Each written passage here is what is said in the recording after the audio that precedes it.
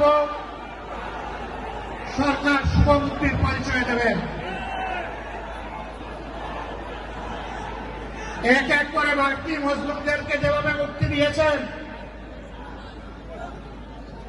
সর্বশেষ মজলুমটাকেও দেশবাসীর বুকে মুক্তি দিয়ে ফিরিয়ে দিন। তার জীবনের যে 13টি বছর হারিয়ে গেল, এগুলা কেউ ফিরিয়ে দিতে পারবেন না। আর 13টি মিনিট তিনি জেলের ভিতরে থাকুন, আমরা তা চাই না। আমরা ভদ্র, কিন্তু আমরা বোকা নই।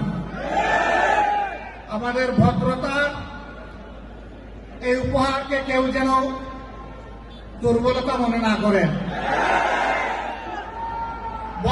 ভদ্ররা যখন শক্ত হয়, তখন কি পরিমাণ শক্ত হতে পারে 15.5 বছর তা বাংলাদেশ দেখেছে। আমি কারো কথা বলবো না, কে কি করেছেন, কোথায় আপোষ করেছেন করেন না, এটা আমার সাবজেক্ট না।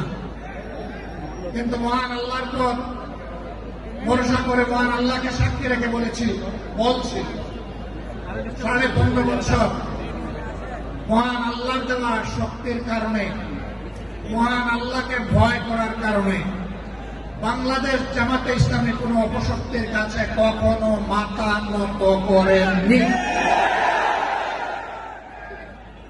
জীবন দিয়েছে, আপোষ করেনি। বহু আপোষের প্রস্তাব আমাদের কাছে এসেছিল। ফাঁসির কাস্টে নেতৃবৃন্দকে পাঠিয়ে দেওয়ার আগে জনে জনে দফায় দফায় প্রস্তাব এসেছিল।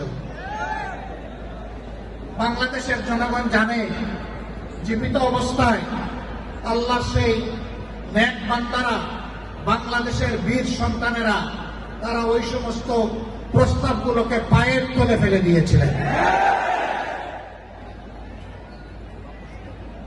আমরা তাদের উত্তরসূরি।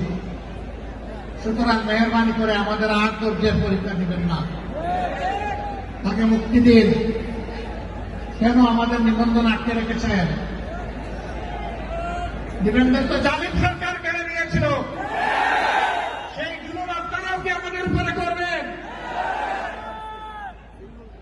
এই জন্য যে হাজার জনতা জীবন দিয়েছে, হাজার হাজার মানুষ বন্ধুত্ব বরণ করেছে, আমরা সেই বৈষম্য দেখার জন্য।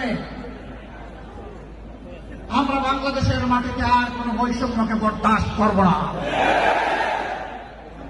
সকল বৈষম্যের কবর রচনা না হওয়া পর্যন্ত আমাদের আন্দোলন অব্যাহত থাকবে ইনশাআল্লাহ।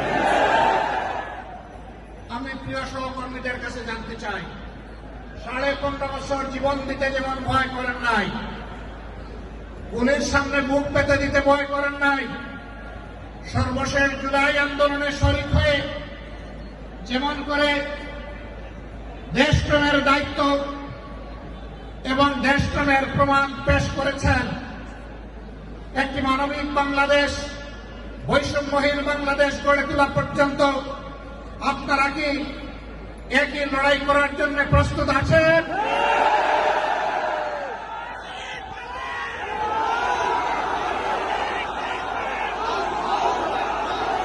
ছাত্র যুবক বন্ধুদের কণ্ঠে কণ্ঠ মিলে বারবার বলতে চাই, আবু সাঈদ মুক্ত, আবু সাঈদ মুক্ত, শেষ হয়নি যুদ্ধ, এই যুদ্ধ চলবে ইনশাআল্লাহ।